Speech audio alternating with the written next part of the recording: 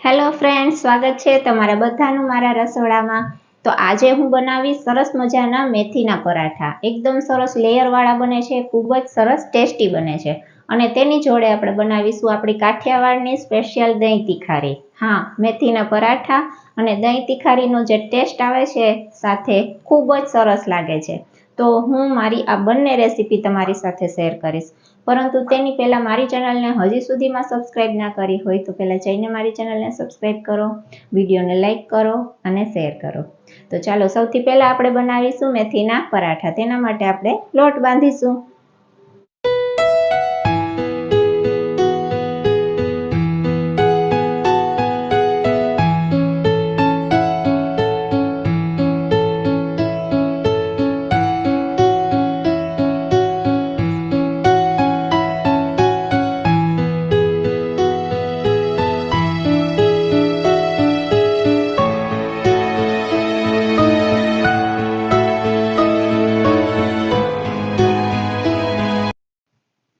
પરોઠા બનાવવા માટે એક વાટકો ઘઉંનો લોટ લીધો છે।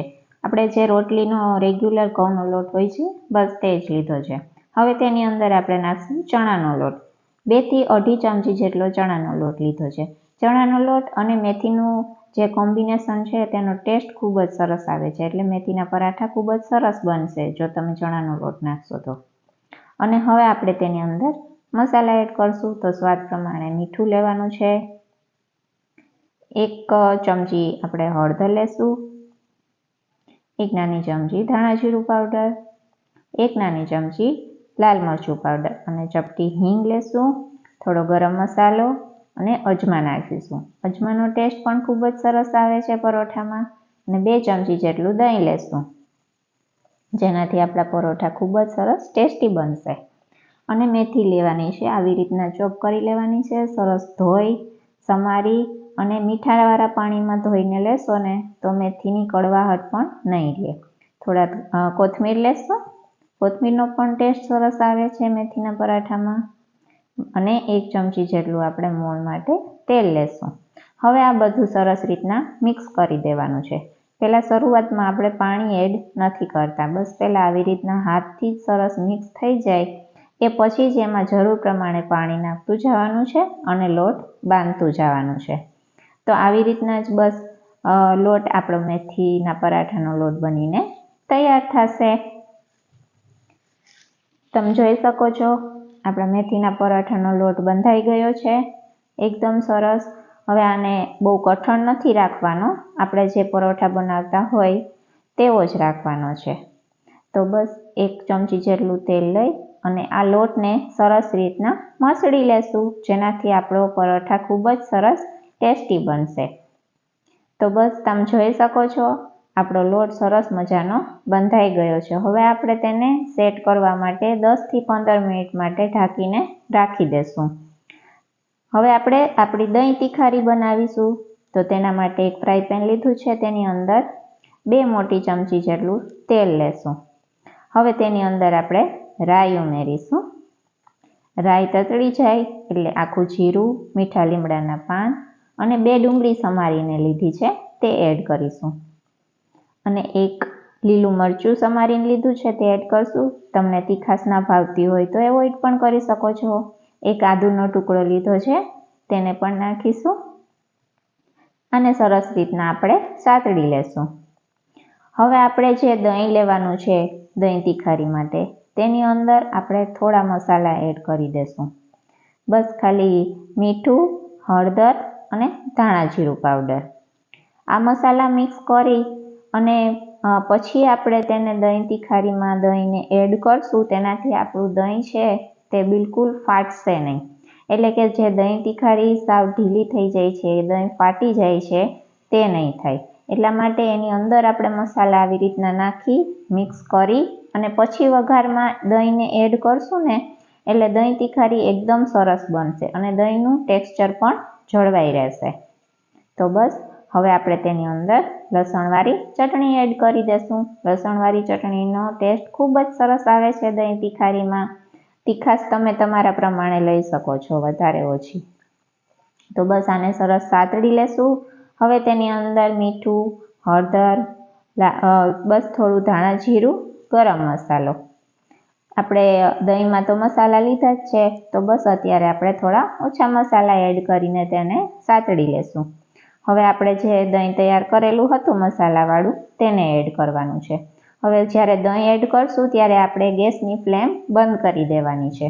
હવે ગેસની ફ્લેમ ચાલુ રાખવાની નથી હોતી, કારણ કે દહીં તીખારી આપણી બસ બની જાય છે. દહીંને આપણે ગરમ કરવાનું નથી હોતું, બસ ખાલી વઘાર પૂરતું જ ગેસ ચાલુ રાખવાનો છે. જ્યારે દહીં એડ કરો ત્યારે બંધ કરી દેવાનું છે. તો આપણી દહીં તીખારી બનીને તૈયાર છે. ફટાફટ 5 મિનિટની અંદર જ બની જાય છે.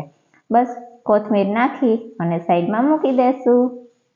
હવે આપણો લોટ પણ સરસ સેટ થઈ ગયો છે. તમે જોઈ શકો છો, ખૂબ જ સરસ સોફ્ટ બની ગયો છે, સરસ સેટ થઈ ગયો છે. તો હવે આપણે તેના પરોઠા વણવાના છે. તો તેના માટે આપણે લુવા બનાવી લેશું પરોઠાના. થોડા મોટા જ રાખવાના છે પરોઠા. આપણે થોડા મોટા અને જાડા વણશું. પાતળા પરોઠા સારા નથી લાગતા. આપણે પડવાળા બનાવવાના છે ને એટલા માટે. તો એક પાટલા ઉપર મેં એક લુવો લઈ તેને અટામણથી વણી લેવાનું છે. તો બસ આવી રીતના પહેલાં રાઉન્ડ શેપમાં વણી લેશું. હવે તેની ઉપર આપણે તેલ સ્પ્રેડ કરશું. તો આવી રીતના તેલ ચોપડી દેવાનું છે અને બસ થોડું લોટ ઘઉંનો ભભરાવી દેવાનો છે અને એક સાઈડથી આવી રીતના હાફ ફોલ્ડ કરી લેવાનું છે અને એની ઉપર પણ બસ થોડું આવી રીતના તેલ ચોપડી અને આવી રીતના ફોલ્ડ કરી અને ત્રિકોણાકારના પરોઠાનો શેપ આપી દેવાનો છે. આવી રીતનો લુવો બની જાય, બસ થોડું અટામણ લઈ અને પછી તેને આપણે વણવાનું છે. આવી રીતના સરસ ત્રિકોણ પરોઠા બનશે અને સરસ પડવાળા બનશે. તમે તેલ અને અટામણ લેશો એટલે સરસ મજાના પડવાળા પરોઠા બનશે.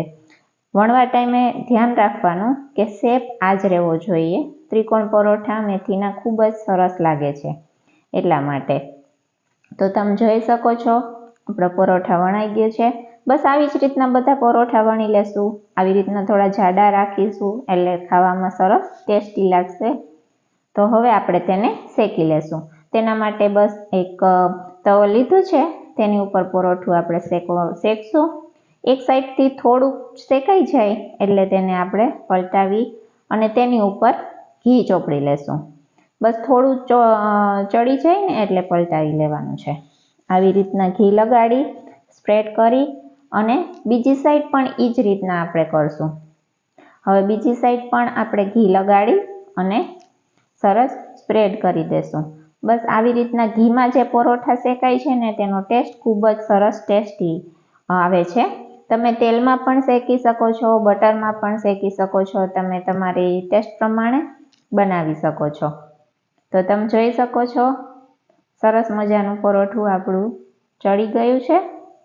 એકદમ ફૂલે છે, મસ્તનું પડવાળું બન્યું છે, એકદમ સરસ. તમે જોઈ શકો છો ખૂબ જ સરસ આપણું પરોઠું બનીને તૈયાર છે. બસ આવી જ રીતના બધા પરોઠા શેકી લેવાના છે. તમને બતાવું, ખૂબ જ સરસ આપણું પડ પણ તૈયાર થયું છે. તમે જોઈ શકો છો છે ને સરસ મજાના ટેસ્ટી એવા આપણા મેથીના પરાઠા. બસ તો આવી જ રીતના બધા પરોઠા આપણે ધીમી આંચ ઉપર શેકી લેશું, ઘીમાં શેકી લેશું અને આવી રીતના થોડું ચમચાની મદદથી તમે દબાવીને શેકશો એટલે સરસ રીતના પરોઠા શેકાઈ જશે. તો બસ આપણા મેથીના પરોઠા બનીને તૈયાર છે. એકદમ સરસ પડવાળા પરોઠા છે ને એકદમ સરસ ટેસ્ટી. આ રીતના બનાવશો ને એટલે તમને જરૂરથી ચોક્કસથી ભાવશે જ. તો બસ આપણા પરોઠા અને દહીં તીખારી બનીને તૈયાર છે. તમે જોઈ શકો છો આપણા પરોઠા પણ કેટલા સરસ ટેસ્ટી પડવાળા બન્યા છે ને એકદમ લેયર્સવાળા. અને તમે ચા જોડે નાસ્તામાં પણ લઈ શકો છો. તમે કે ટ્રાવેલિંગમાં જતા હોય ત્યાં પણ લઈ શકો છો. 2 થી 3 દિવસ સુધી બગડતા નથી. અને આપણી દહીં તીખારી પણ તૈયાર છે. તમે જોઈ શકો છો દહીં તીખારીનું ટેક્સચર છે ને એવું જ. દહીં જરા પણ ફાટ્યું નથી. એકદમ સરસ દહીં તીખારી બની છે. તો હવે આપણે તેને સર્વ કરશું.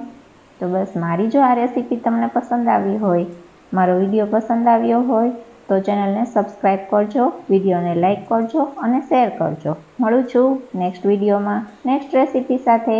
ત્યાં સુધી જય માતાજી.